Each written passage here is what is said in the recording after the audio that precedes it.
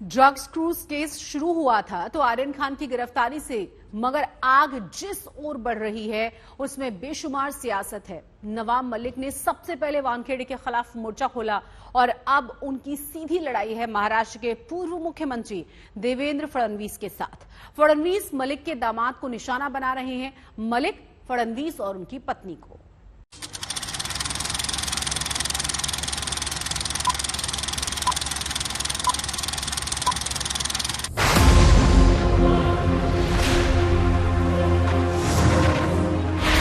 उन्होंने एक फुलझड़ी जलाई है, बम तो फूटेगा। देवेंद्र जी ने ये कहा कि मैं दिवाली के बाद बम फोड़ूंगा, आपको इंतजार करने की जरूरत नहीं। नवाब मलिक इनके अंडरवर्ल्ड के साथ क्या संबंध है? किसी माई के लाल में हिम्मत नहीं कि नवाब मलिक किसी अंडरवर्ल्ड से जुड़ा हुआ है, ये कभी उंगली भी उठाकर मेरे तरफ दिखा सके। बंबई में सियासत नहीं, पिक्चर चल रही है, पिक्चर। इसमें पार्टी की रंगीनियां हैं, ड्रग्स का कारोबार है, हीरो का बेटा है, मंत्री हैं, कुछ गुर्गे हैं, ड्रामा है, इमोशन है, एक्शन है, डायलॉग बाजी है। कहा ना, सियासत नहीं, पिक्चर चल रही है। तो लिखे होंगे सदी के सबसे शानदार संवाद सलीम जावेद, कादर खान, सलील चौधरी या गुलजार ने, लेकिन जो डायलॉग बाजी नवाब मलिक और देवेंद्र फडणवीस के बीच चल रही है, वो सियासत से ज्यादा सिनेमा को अपने साये में समेटे है। कल दिवाली के बाद बम फोड़ने वाली बात फडणवीस ने की थी। आज संवाद के जवाब में संवाद आया है, नवाब साहब का जवाब आया है।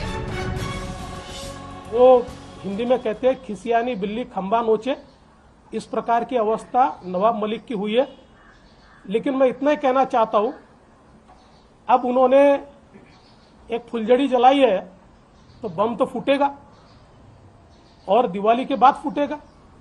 और दिवाली के बाद नवाब मलिक इनके अंडरवर्ल्ड के साथ क्या संबंध है, इसके सबूत मैं आपको भी दूंगा और राष्ट्रवादी कांग्रेस पार्टी के जो अध्यक्ष है श्री शरद पवार जी, इनको भी मैं वो सबूत दूंगा। देवेंद्र जी ने ये कहा कि मैं दिवाली के बाद बम फोड़ूंगा, आपको इंतजार करने की जरूरत नहीं है। कहा गया कि नवाब मलिक के अंडरवर्ल्ड कनेक्शन है। 62 साल का जीवन इसी मुंबई शहर में बीता।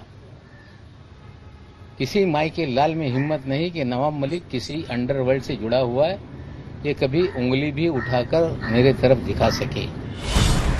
शोले में सलीम जावेद ने लिखा था, तुम एक मारोगे हम चार मारेंगे। यहाँ भी बिल्कुल वैसा ही मामला है। कल फडणवीस ने नवाब मलिक के दामाद को निशाना बनाया था, आज नवाब मलिक ने फडणवीस के भाई को निशाना बनाया है। 15 लाख की टेबल वाली पार्टी पर आरोप लगाए हैं, 15 करोड़ की पार्टी पर आरोप लगाए हैं। मानो एकदम राजकुमार स्टाइल में कह रहे हों कि कोई उनसे दोस्ती निभाता है तो अफसाने लिखे जाते हैं और दुश्मनी करता है तो तारीखें बन जाती हैं। राष्ट्रवादी कांग्रेस के मंत्री नवाब मलिक, इनके साथ रहने वाले उनके जवाई, इनके घर में गांजा अगर या इनके पास गांजा अगर मिलता है तो इस रेशियो से पूरी राष्ट्रवादी कांग्रेस पार्टी यही ड्रग्स की किनपिन होनी चाहिए। और देवेंद्र जी, आप शायद भूल गए कि जिस दिन आपका 1 साल का कार्यकाल पूरा हुआ था, उसी दिन एक प्रेस में मैंने कहा था कि नकली देवेंद्र कौन घूम रहा है शहर में। आपको चेताया था मैंने। आपका भाई शहर में होटलों में क्या कर रहा था उसकी जानकारी हमने दी थी। आप जब चेंबूर वालों के घर पे जाते थे, हमने आपको चेताया था एक बार कि यहां मत जाइए। हमने कभी व्यक्तिगत वेंडेटा की राजनीति नहीं की। नवाब मलिक ने फडणवीस की पत्नी अमृता फडणवीस के साथ ड्रग पेडलर की तस्वीर ट्वीट कर गंभीर आरोप लगाए थे। जवाब में अमृता फडणवीस ने मलिक के तौर तरीकों पर सवाल खड़े किए थे। आज मलिक ने इसका भी जवाब दिया। पहले सिर्फ मेरा फोटो और वो उनका नाम क्या, जयदीप राणा का फोटो आगे आया। इनका इनसे रिलेशन क्या, क्वेश्चन मार्क। ये तरीका होता है, क्या रिलेशन है? नवाब मलिक तो खुद को बचाने कई बार फोन उठाते हैं, फोन उठा के पूछ लेते थे, बता देते थे क्या रिलेशन है। कुछ लोग ये शोर मचा रहे हैं कि महिलाओं तक ये पहुंच रहे हैं। पिछले लगभग 26 दिन में 2 महिलाओं के अलावा मैंने किसी की मां, बहन, बहू, बेटी या किसी भी महिला को लेके कोई भी आरोप या उनका उल्लेख नहीं किया। नवाब मलिक ने समीर वानखेड़े पर भी इल्जामों की नई किश्त जारी की है। उन पर हजारों करोड़ की उगाही का आरोप लगाया। उनकी ईमानदारी के दावे पर जबरदस्त तंज भी कसा। सारी चीजों को, ये जो गलत चीजें हो रही है उसके एक एक सबूत हम रखेंगे। अभी तो उगाही का धंधा हो रहा था, ये स्टैब्लिश हो रहा है। पुलिस की जांच जैसे जैसे आगे बढ़ेगी, हमें लगता है एक बार वानखेड़े गिरफ्त में आ गया तो लोग खुलकर सामने आएंगे। ये सारी तस्वीरें देख लें, जूते देख लें। लू विटॉन का जूता 2-2 लाख रुपए का है, जूते बदलते रहते हैं। बर्बरी के शर्ट आप देखेंगे जो 50,000 से ऊपर शुरू होता है। टी शर्ट आप देखेंगे जिसकी कीमत 30,000 से शुरू होती है। घड़ियां रोज बदलती है जो 20 लाख से उसकी बिगिनिंग है और 1 करोड़ तक की घड़ी आती है।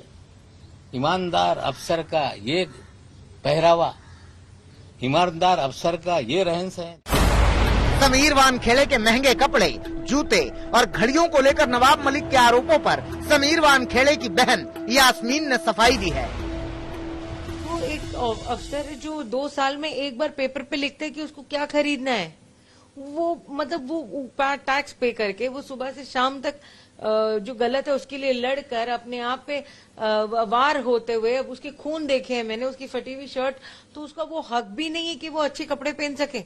आप कल पूछोगे कि एक इंसान डाइट क्यों करता है, आप एक इंसान अपनी तबीयत का ध्यान क्यों देता है। मतलब हमको जलना चाहिए, हमको मरना चाहिए, हमको बुरा देखना चाहिए। अब देखना यह है कि देवेंद्र फडणवीस अंडरवर्ल्ड से नवाब मलिक के कथित कनेक्शन को लेकर खुलासों का बम दिवाली से पहले फोड़ते हैं या उसके बाद। आज तक ब्यूरो।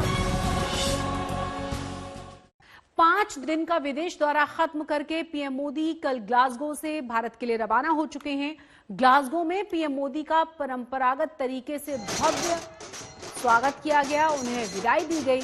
पीएम मोदी को विदाई देने के लिए बड़ी तादाद में यहां पर भारतीय समुदाय के लोग पहुंचे हुए थे। ढोल नगाड़ों के साथ किस तरीके से उनको विदाई दी गई है, तस्वीरों में देखिए।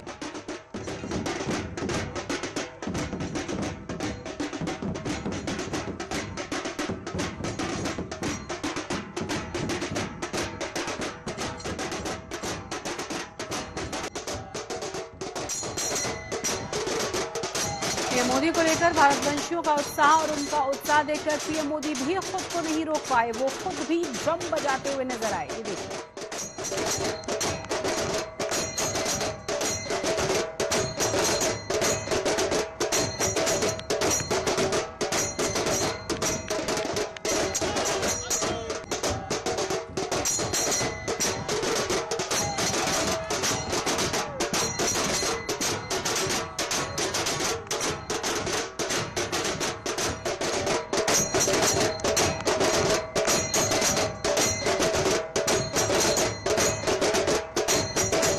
पीएम मोदी बच्चों के साथ भी बातें करते हुए नजर आए। आपको बता दें कि पीएम मोदी 5 दिन के लिए विदेश दौरे पर थे।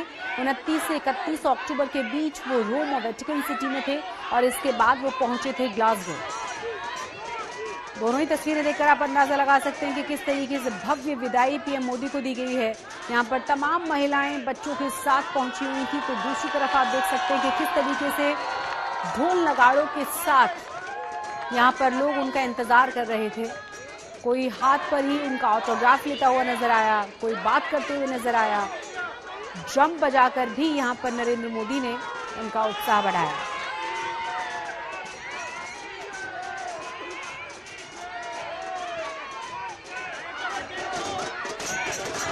तो ग्लासगो से रवाना होने से कुछ देर पहले की तस्वीरें हैं। भारतवंशियों को बेसब्री से इंतजार था उन्हें बाय कहने के लिए और इसीलिए यहाँ पर बड़ी संख्या में लोग इकट्ठा हुए थे।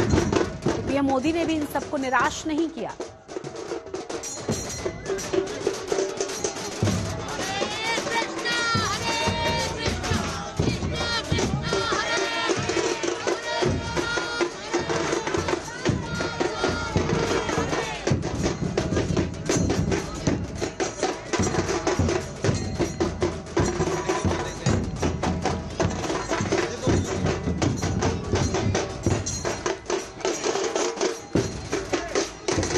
को प्यार से दुलारते हुए नजर आए, कुछ बच्चों से बात करते हुए नजर आए, कुछ लोग हाथ पर ही उनका ऑटोग्राफ ले रहे थे। महिलाएं छोटे छोटे बच्चों के साथ यहां पर मौजूद थी। एक झलक बच्चे भी उनकी देख लेना चाहते थे। तस्वीरें आप देख सकते हैं। ग्लासगो से रवाना होने से पहले की तस्वीर हम आपको दिखा रहे हैं। हमेशा से ही विदेशी दौरे के दौरान उनके साथ हमने देखा है कि भारतवंशी किस तरीके से उत्साह के साथ उनसे मिलने के लिए पहुंचते हैं। कुछ इसी तरह से ये तस्वीरें नजर आई ग्लासगो में भी।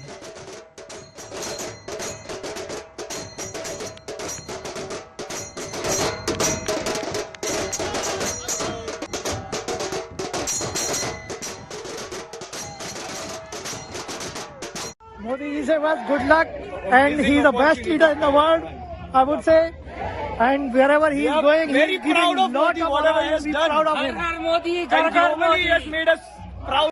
ग्लासगो से अब कूच करने का टाइम है मोदी जी का, और देखें ढोल के साथ और भारतीय स्टाइल में भी और स्कॉटिश अंदाज में भी यहाँ से उनकी विदाई हो रही है। एक बड़ी एनवायरमेंट की टीम यहाँ मौजूद है, जो भी डिक्लेरेशंस किए गए हैं उस पर आगे अमल करने के लिए। लेकिन इस वक्त भारी तैयारी के साथ प्रधानमंत्री नरेंद्र मोदी अब यहां से ग्लासगो से लौटेंगे भारत। लवीना टंडन, आज तक, ग्लासगो, स्कॉटलैंड। और चलिए एक बार फिर से आपको वही खास तस्वीरें दिखाते हैं जब यहां पर तमाम लोग पहुंचे हुए थे। और आप देख सकते हैं किस तरीके से धुन नगाड़ों के साथ उनका यहां पर स्वागत किया जा रहा था। विदाई देने के लिए यहां पर तमाम ये लोग पहुंचे हुए थे। जाते जाते किस तरीके से ढोल नगाड़ों के साथ यहां पर लोग पहुंचे हुए थे, ये भी आप देख सकते हैं। नरेंद्र मोदी खुद को रोक नहीं पाए और वो भी ड्रम बजाते हुए नजर आए। तस्वीरें देखिए। तो ग्लासगो से रवाना होने से कुछ देर पहले की तस्वीरें। तो रवानगी से पहले पीएम मोदी ने ग्लासगो में COP26 के एक कार्यक्रम में भी हिस्सा लिया, उन्हें संबोधित किया। जलवायु की सलामती के लिए पीएम मोदी ने दुनिया को वन सन वन वर्ल्ड एवं वन ग्रिड का संदेश दिया है। चुनौती सिर्फ इतनी है कि सौर ऊर्जा दिन में ही उपलब्ध है और मौसम पर भी निर्भर है। One sun one world one grid इसी चुनौती का हल है। एक वर्ल्ड वाइड ग्रिड से क्लीन एनर्जी हर जगह हर समय मिल पाएगी। इससे स्टोरेज की आवश्यकता भी कम होगी और सोलर प्रोजेक्ट्स की वायबिलिटी भी बढ़ेगी। इस रचनात्मक पहल से कार्बन फुटप्रिंट और ऊर्जा की लागत को तो कम होगी ही, अलग अलग क्षेत्रों और देशों के बीच सहयोग का एक नया मार्ग भी खुलेगा। मुझे पूरा विश्वास है कि one sun one world one grid और ग्रीन ग्रिड इनिशिएटिव के सामंजस्य से एक संयुक्त और सुदृढ़ वैश्विक ग्रिड का विकास हो पाएगा। कल दिवाली है और इस बार दिल्ली वालों की दिवाली खास बनाने के लिए केजरीवाल सरकार ने बड़े उत्सव का कार्यक्रम तय किया है। दिल्ली वाले अपने शहर में ही अयोध्या के राम मंदिर के दर्शन कर सकते हैं। इसके लिए दिल्ली सरकार ने राम मंदिर का प्रतिरूप तैयार करवाने की बात कही है, यानी दिल्ली में बैठे बैठे अयोध्या के राम मंदिर के दर्शन हो जाएंगे। दरअसल ये राम भक्तों की भावनाओं को देखते हुए किया गया निर्णय है।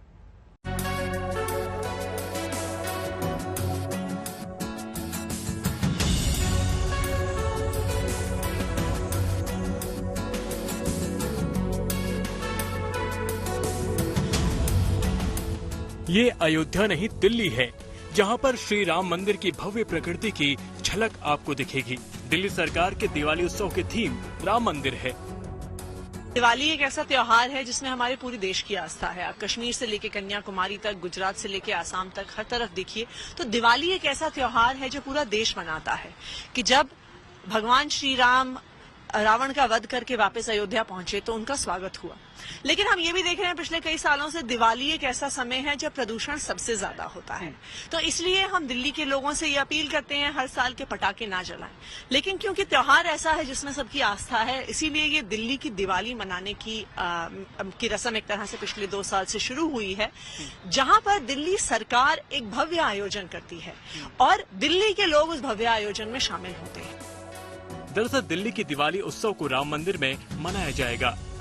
देश की राजधानी में त्यागराज स्टेडियम में अयोध्या में बनाए जा रहे राम मंदिर की एक कॉपी बनाई जा रही है।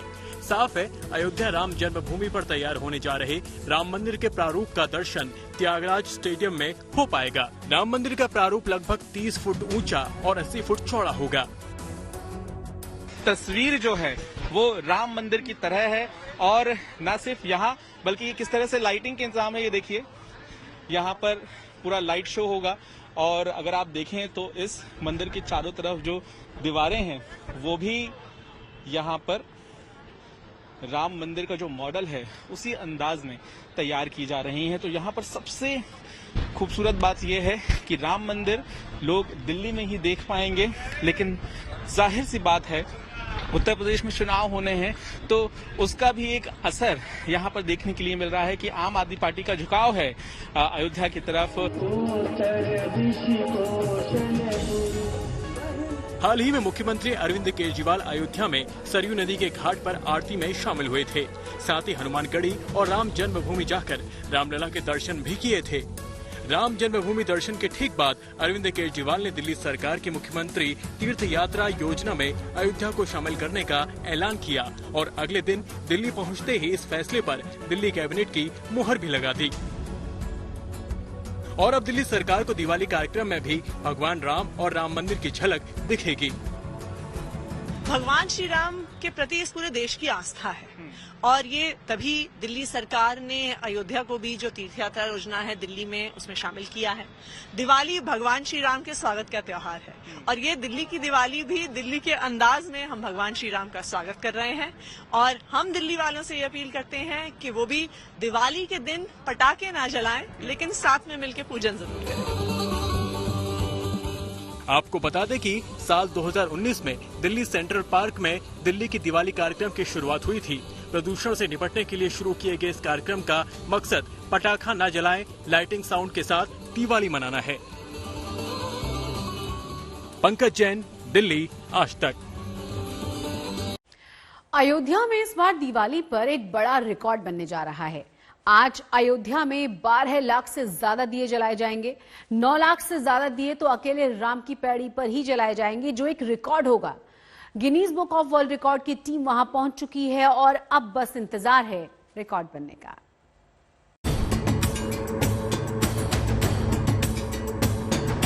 मंगल भवन मंगलहारी प्रभु सुदशरथ अक्षर बिहारी। भगवान राम की नगरी अयोध्या एक बार फिर भक्ति की शक्ति से चमक रही है। पिछले कई सालों से दिवाली आते ही अयोध्या की आभा देखते ही बनती है।